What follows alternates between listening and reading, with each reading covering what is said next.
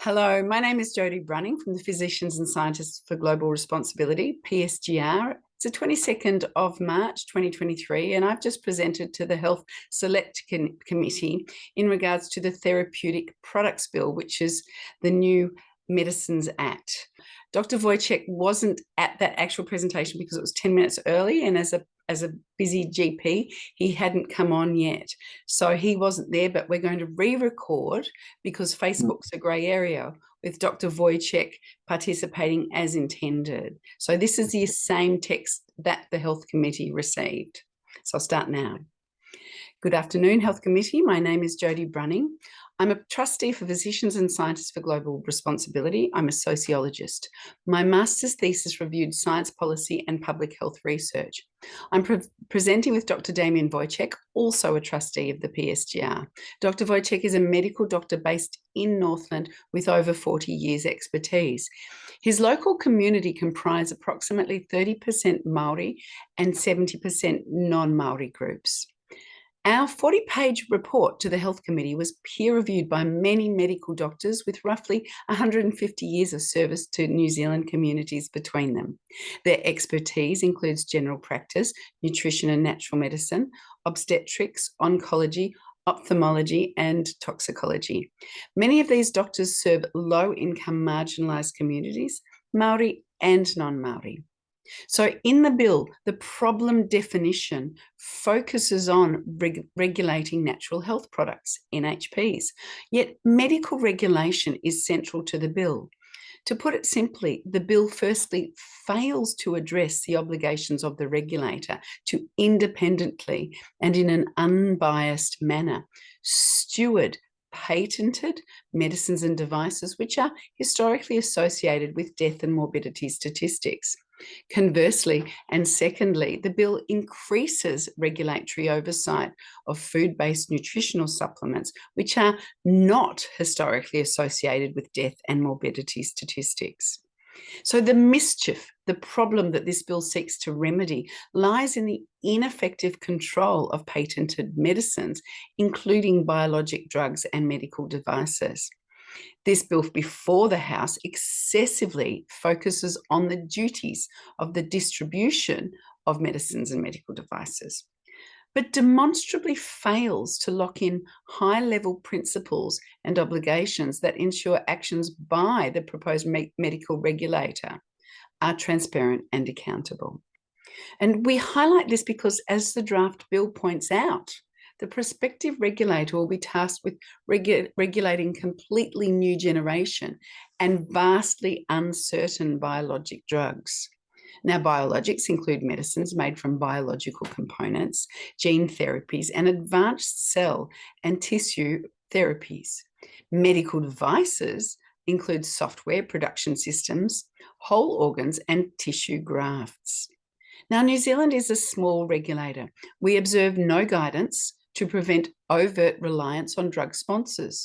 Globally, medicines regulators also overarchingly depend on the drug sponsors for evidence as to safety and efficacy.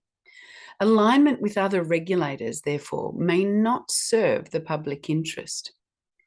The drafters of the bill claim that actions will be proportionate to the risk. As members of the Health Select Committee, you should understand that medical iatrogenic injury is a large problem, a major contributor to death and morbidity statistics. That is the major mischief. This has been the case for decades, and that is the issue that needs to be addressed by this House. This is not the correct bill to be bringing in front of this House. Officials need independent and high-level scientific advice if they are to critically question and challenge the claims of sponsors seeking approval of medicines and medical devices. Such requirements are not in the text, not for risk assessment and authorisation, nor for post-market surveillance in the years following authorisation. There are no provisions to assist the regulator to take decisions in the public interest in moments of scientific controversy and or material uncertainty, because the science is never settled. or rarely settled. Principles of constitutional and administrative law require that the actions of officials must not be biased. This is statutory legislation. It should guide and inform future officials and drafters of secondary legislation to prevent bias towards the drug and device sponsor. Madam Chairperson and members of the committee, we now turn our attention to the second issue, the inclusion in this bill of natural health products that are traditional and herbal medicines and vitamin and mineral supplements, where none of the documentation sets out any compelling mischief that needs to be addressed by this. Arguably, the Food Act 2014 and the Dietary Supplements Regulation 1985 have proved to have worked well and have not produced any mischief that warrants more powerful statutory controls. The problem definition concerning the regulation of natural health products, NHPs, does not adequately define a problem, that is a mischief. Despite this, it seeks to entrench extensive regulatory powers for dietary and food supplements. The scientific literature extensively documents risk of hospitalization and death from medical drugs and devices. But the regulatory impact statements were unable to locate a record of hospitalization and death from dietary and nutritional supplements. The risk profile of these two different markets requires distinctly separate, trustworthy, and reasonable legal systems and regulatory cultures. Locking natural health products into this bill is, however, arguably a major mischief, because its effect would be to add significant additional costs to the whole of the natural product sector, such as to eliminate it or severely disadvantage it as a competitor of Big Pharma. The regulatory impact statements, other associated documents, and the draft bill show extensive expertise gaps in the importance of nutrition for human health. These gaps mean risk-benefit calculations will not take account of dosage and prescribing differences between clinical drugs with toxicological action and dietary and nutritional supplements with largely known toxicities. The gaps mean that this legislation may breach the principle of active protection of Maori rights and interests under the Treaty of Waitangi.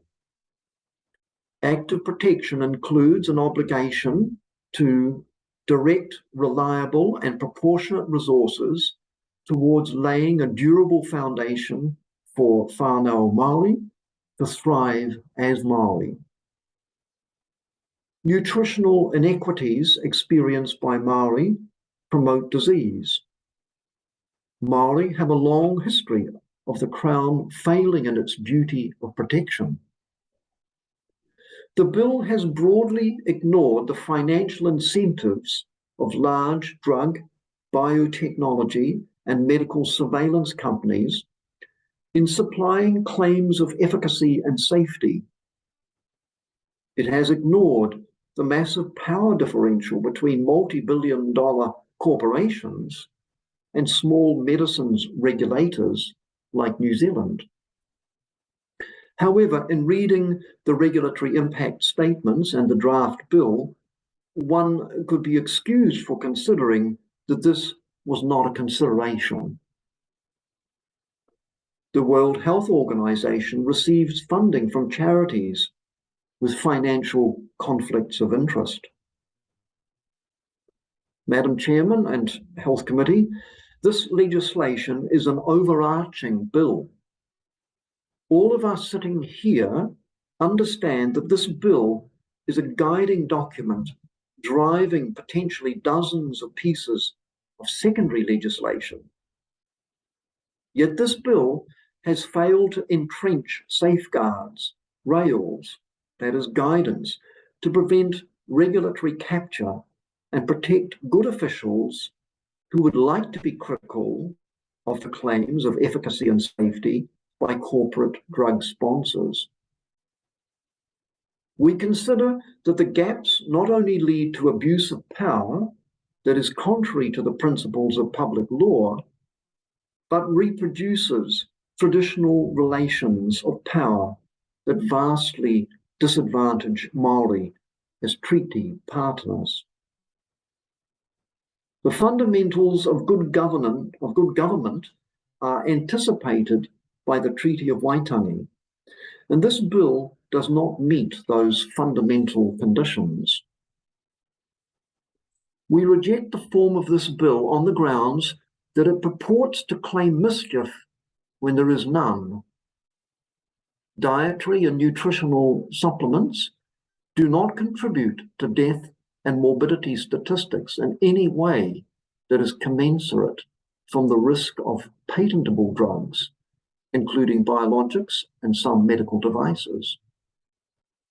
In short, there is no mischief warranting this level of statutory regulation and control. However, we do concede that there are deficiencies relating to patentable pharmaceutical medicines, including biologics, and some medical devices that amount to major mischief, the regulation and oversight of which are not informed by independent science. Madam Chairperson and Health Committee, this bill would put in place legislation that is broadly unfit for the purpose of protecting human health. Thank you for the opportunity to speak. Thank you for listening. Do you have any questions relating to our report? Thank you, Damien. So when we finish this, one of the questions put forward to the Health Select Committee was, in a future bill, would we like to see natural health products regulated with, I think, from what I understand, it was a stakeholder oversight, or would they consider that we would prefer it to be in separate streams by the regulator under that same act? And I responded by saying that, first of all, they're not giving us the choice of the existing legislation under which the natural health products are, funded under. But I also, and then I said, well, so far we've seen stakeholders excluded, particularly the producers and practitioners of natural medicine throughout the entire the regulatory impact statement process. There's been no conference with these groups. And then if it was to be regulated in separate streams, we have, and we discussed this in our talk, and you discussed this, is that completely separate culture that involves nutrition, which is different to medicine. Would you like to speak a little bit further to that, Damien? Sure. Well, my feeling is that as a practitioner that has used natural medicine for over 27 years in my practice, beginning initially as a doctor who was trying to find solutions to patients who had either drug side effects, or medication was ineffective, or patients said, look, I just don't want a bar of pharmaceuticals, can you give me an alternative? And so with that experience, what I've found is that there's a huge number of potential solutions using natural medicines and foods and herbs and approaches which have benefited my patients immeasurably. And it is very clear to me that the bill as it stands, if it passed as law, would profoundly impact on my ability to prescribe natural products at affordable, prices to my patients who need them. So that's myself as a doctor and natural products. But as I was reflecting on this as well, health is like freedom. You don't actually recognize it until you lose it. And in order to maintain good health and promote healing, a large amount of self-help and intelligent kind of health literacy is used by most of our citizens for most of the time. And depending on your philosophy and your starting point and your perhaps history of interaction with naturopaths or with doctors, huge number of patients use food and dietary supplements and nutritional supplements to maintain their health, and they do that incredibly effectively. And so our citizens stand to lose that in a bill which would significantly curtail our right to obtain and use these products. The ultimate effect, number one, is that we would have health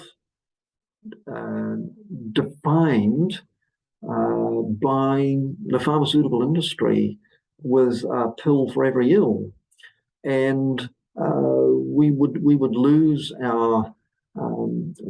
touch with healing and health that is ultimately an extremely human enterprise. It encompasses the entire person, body, mind, spirit, community, environment, and it encompasses everything that we understand as empathy and compassion when someone is unwell, and it generates tremendous kind of community ties. And to lose all of that in favor of a very impersonal, pharmaceutical model, which is predicated on keeping as many people sick for as long as possible and making as much profit from pharmaceutical products, I don't think that's a very kind of that's not a very good future to look forward to personally. So my feeling is, number one, to remove foods and natural health products from the bill, and if it was seen as necessary to have a new set of legislation, then that could be done as a separate piece of legislation. There's no problem at the moment with the current model. I don't see any need to have further or excessive regulatory control. If there's a problem with a particular supplement, then there have been episodes where we've been notified of a potential concern and we've taken that into consideration when prescribing. I don't believe we need to curtail the current availability of natural products. I think that if there was a vehicle for stakeholders and natural product persons to voice their collective wisdom and to do so to promote the health of our people, then I believe that would be also very appropriate. But my feeling would be to have less regulation rather than more. The simple fact is that the risks and the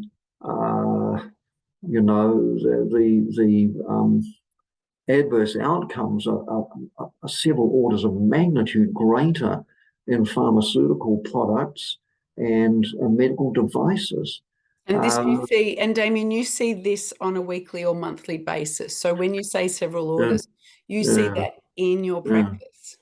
Yeah, well, I do, but I'm aware that the published statistics, for example, in America, and I've no doubt much the same in New Zealand, is that the third leading cause of death in the USA is appropriately prescribed medication by a competent, caring physician who's prescribed medication, but it's had an unintended side effect, and that's astounding. I mean, that's just below cancer and heart disease as a sort of leading cause of death and morbidity. I mean, Yeah. that's looking pretty sort of grim, I would have thought, for our people. And we have to take that into consideration, surely.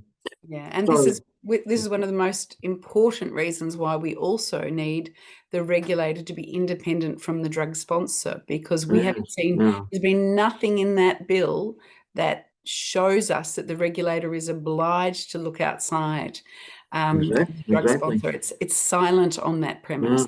exactly. Mm.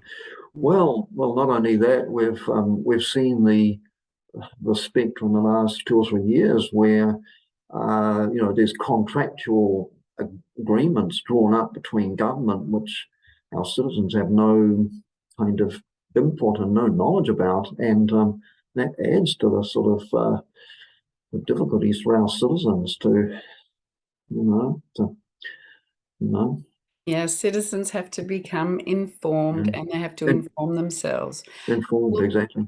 yeah, well, thank you very much for today, and thank you for joining me in this re-recording of our presentation to the Health Select Sure. Committee. You Yeah. can look up the original Health Select Committee recording for this date on Facebook. So that's where Right. you'll find that original recording. But Right. thank you very much. Okay, Jody, that's good. Good to talk. We'll talk again soon.